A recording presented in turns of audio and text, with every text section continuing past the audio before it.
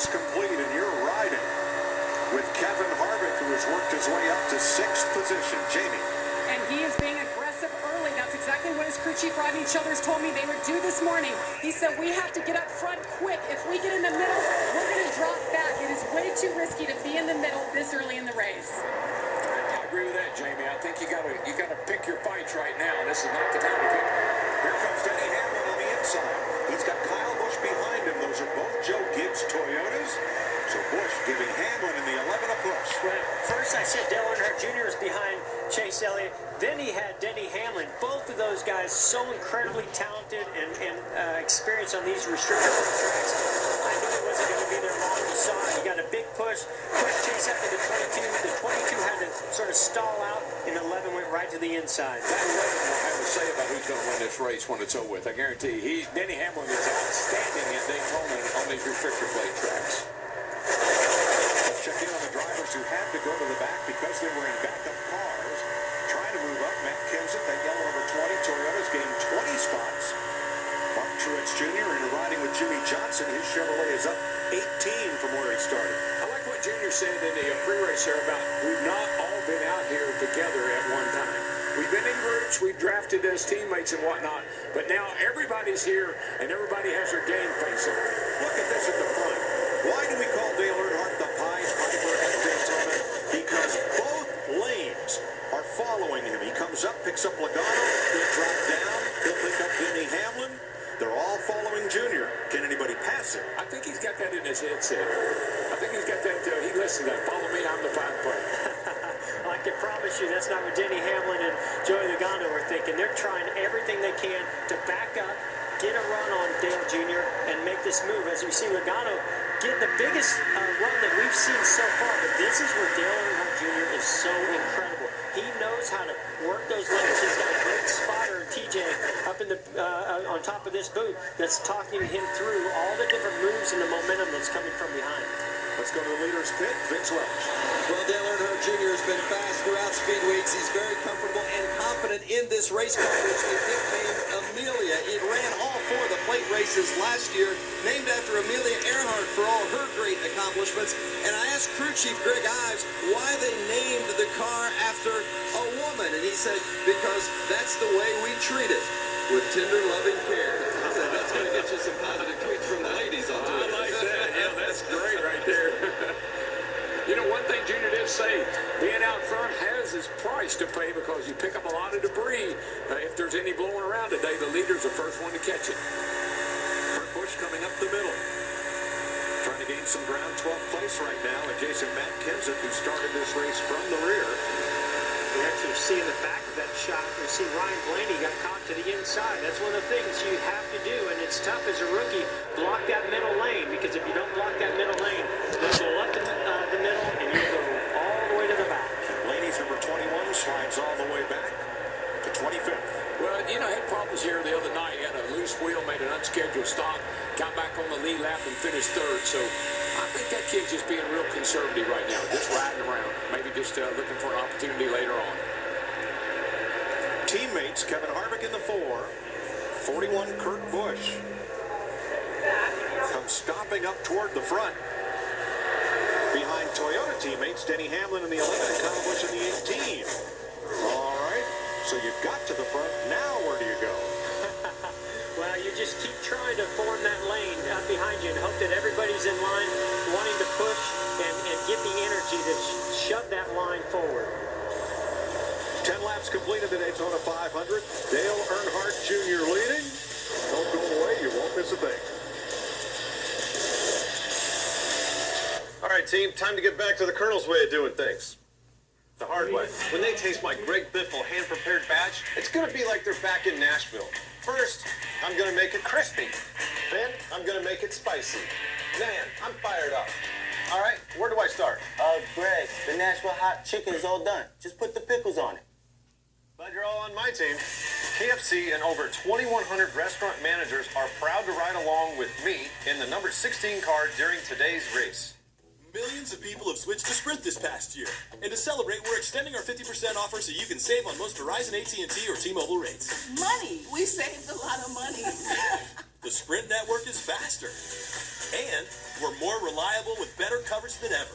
I like Sprint because of the reliability. My movies download much faster. Sprint's network is fast. Now save $200 instantly when you get the Samsung Galaxy Note 5 or GS6 and trade in your smartphone. So switch today.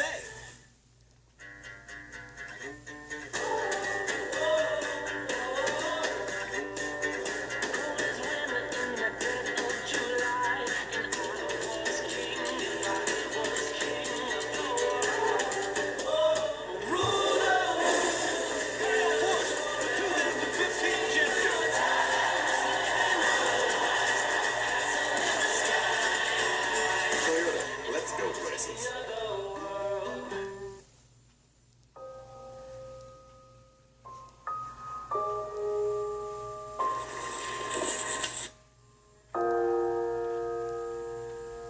Want a race?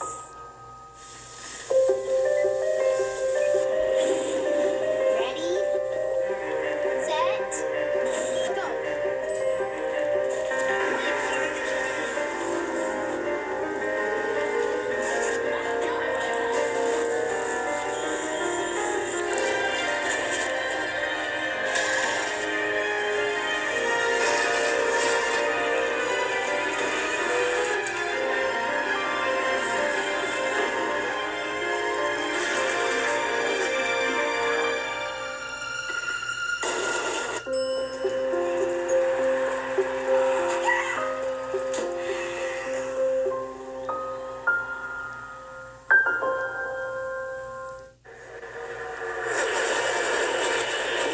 Hashtag 500. It's a Twitter competition. The 500th person to tweet using both hashtags on the screen will win that green flag waved by Baseball Hall of Famer Ken Griffey Jr. and signed by all the drivers. Follow @NASCAR on Twitter for more opportunities to win Daytona 500 gear during today's race. Chase Elliott led 3 laps from the pole. One lead change. Dale Earnhardt Jr. has been out in front for the last 11, followed by Toyota teammates Kyle Busch and Denny Hamlin. Kevin Harvick's up to 4th in a Chevrolet. Joey Logano completes the top 5 in a Ford. Another of those kids' Toyotas, Carl Edwards, back in 11th place. Jamie? Well, early on he said his car was great. It was neutral. But moments ago, about a lap ago, he told his new crew chief, Dave Rogers, the engine keeps stalling out. We'll keep our eye on the 19. But, you know, a lot of times that can be air. The cowl opening up there where the air goes into the engine, a lot of times turbulence around that area will cause the engine to kind of surge a little bit, or the car to surge a little bit. Nothing to worry about right now, I don't think. Yeah, DW, this is the first time they've been in these kinds of race conditions. The weather has changed slightly as well, but now he's in the middle of a big pack, and there's no doubt that I believe that it's the air moving around these cars. It's definitely causing him to feel that way. We're working with Jimmy Johnson of the drivers that started this race at the tail end of backup cars from 36th to 8th, 7th for Johnson in the 48.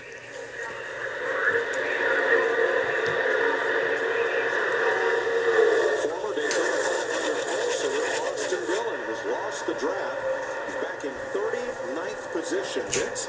Yeah, does not like his race car at all. You hope at the start it's somewhere close, but Austin says it is way too tight, and he has lost that, not just the main pack, but also that second group, which is straggling and starting to string out a little bit, and you can see the big gap between Austin Dillon and the rest of the field. Yeah, Vince, these cars are as restricted as everybody knows. And they don't have very much throttle response at all.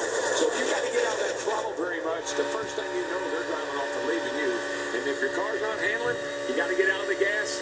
Next thing you know, you'll get lapped. Well, we talked about the conditions being different here today with the weather and the big packs, and how handling is going to become an issue. So, not totally surprising, but I think it's obviously surprised Austin Dillon. As we see here, maybe a move for the lead. Down to the inside. And looking for the lead comes your Sprint Cup champion, Kyle Busch. He's about to become the 3rd driver to lead this 500. Hang on to her, Denny. Almost got there behind you. He's still digging. All good. That was Kevin Harvick. Oh, that was Harvick. It went Sorry way about off that. track below the yellow line. What an incredible save. You know how difficult it is. I guarantee you, coming off there, and all that was aerodynamics, just taking the air right off of Kevin Harvick's rear bumper. Wow. That was Free ride for second as they battle. We're going to show you what happened to Kevin Harvick. Watch the number 4. There we see he's just sucking up to the 18. He's got a good push from the 41. The 88 comes down, takes a little air off the outside of the car. Oh, wow, that is incredible. And then he locks up the left front tire, straightening it up. It's a really vulnerable position to be in when you close up on that car in front of you right here. Out of the 4th turn, one car goes sliding toward the infield wall. It's Chase Elliott. Oh, no. Regan Smith spins out in the tri-oval, and when Elliott's car hit that grass, it's like the blade of a shovel hitting the turf. The front splitter just hits it and digs in. We're under the first caution of the day. Yeah, he was running 8th and doing a pretty nice job of just trying to mind his manners there, I think. Let's see what happened. Yeah, I was really hoping that car would spin backwards into that grass. We see how this grass just grabs that splitter and rips it off, and that's exactly what happened to Chase Elliott here. Car owner Rick Hendrick looking on, and his rookie pole sitter stalled in the grass in the tri-oval. Take a look at the number 24. Right in here. Right in the middle. Yeah, it's also a tricky place to be. I mean, we're starting to see Hamlin become a big issue. You can see the back of the car just comes up out a little bit.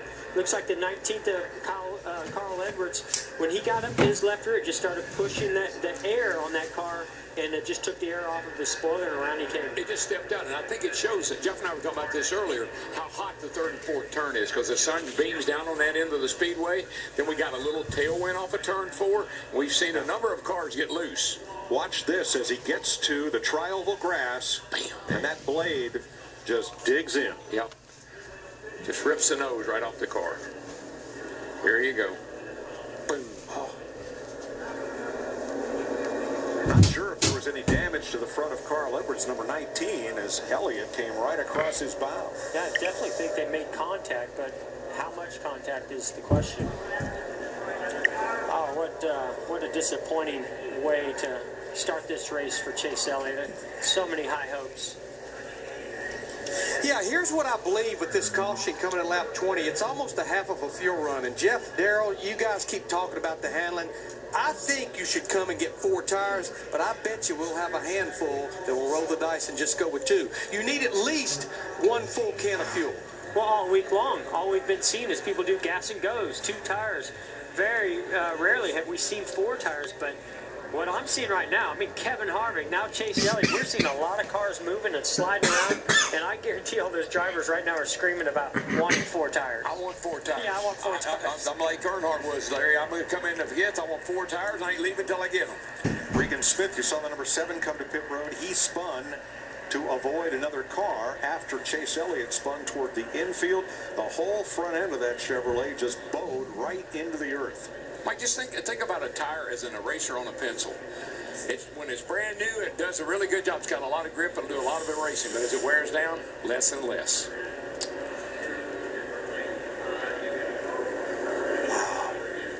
And that's a big impact from inside the car as well. Because safety vehicles are working right at the entrance to pit road is closed. They'll take another lap of caution before they open up the pits. It's by far the warmest day of the week and with the most sunshine. So not quite the grip that they enjoyed the other night as Chase Elliott, the pole sitter, goes for a big spin.